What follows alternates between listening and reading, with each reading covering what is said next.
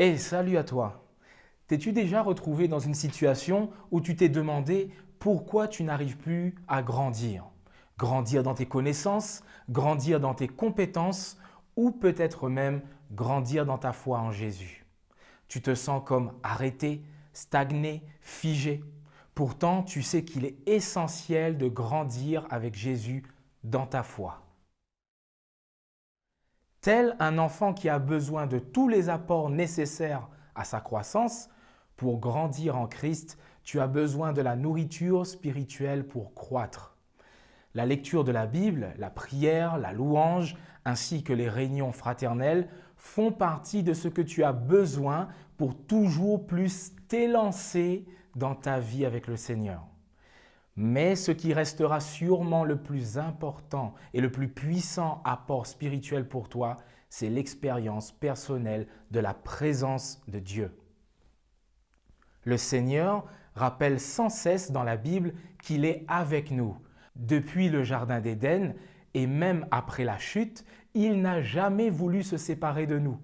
Il commanda même au peuple d'Israël de construire un sanctuaire afin qu'il puisse demeurer au milieu d'eux. Cependant, la réalité de sa présence avec nous s'est pleinement manifestée en Jésus.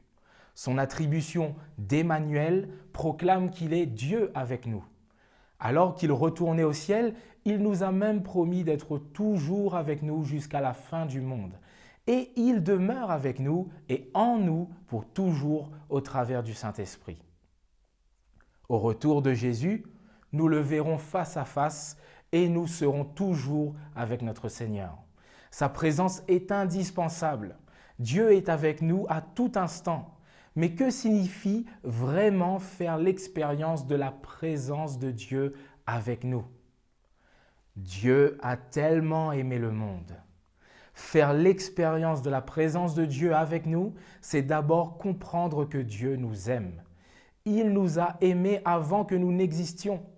Et si Dieu a envoyé Jésus sur terre, c'est pour que nous puissions vivre pour toujours avec lui. Essentiellement, percevoir la présence de Dieu avec nous, c'est savoir que nous ne sommes jamais seuls, non, jamais tout seuls.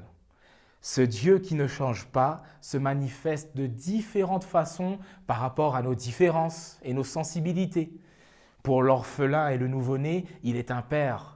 Pour celui qui est perturbé, il est le conseiller, ainsi que pour celui qui ne reconnaît pas l'amour parental, il est celui qui recueille alors que les parents ont abandonné.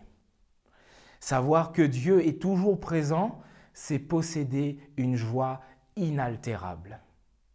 Vouloir expérimenter la présence réelle de Dieu dans sa vie, c'est apprendre à l'appeler et à le chercher. Non pas que Dieu joue avec nous à cache-cache, mais dans le monde dans lequel nous nous trouvons, Dieu ne s'associe pas au mal et alors pas à ce monde. Mais il se laisse trouver par ceux qui l'invoquent et le prient. Oui, le prophète Ésaïe l'a certifié, la main de Dieu n'est pas trop courte pour sauver, ni son oreille trop dure pour entendre. Pensons à mettre de côté nos distractions pour passer du temps de qualité avec notre Seigneur. Quand un homme et une femme s'aiment, ils veulent passer du temps ensemble et enfin s'allier dans le mariage pour être toute leur vie en présence de l'autre. L'alliance avec Dieu, c'est Jésus qui l'a accompli à la croix.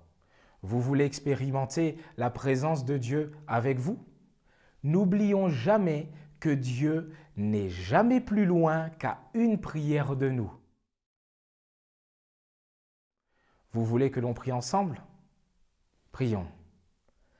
Notre Père, notre Dieu, que nous puissions dès à présent expérimenter ta présence avec nous afin que nous puissions avoir tous les apports nécessaires et indispensables pour grandir dans notre foi avec toi et dans notre vie en tant que disciples. Au nom de ton Fils Jésus-Christ. Amen.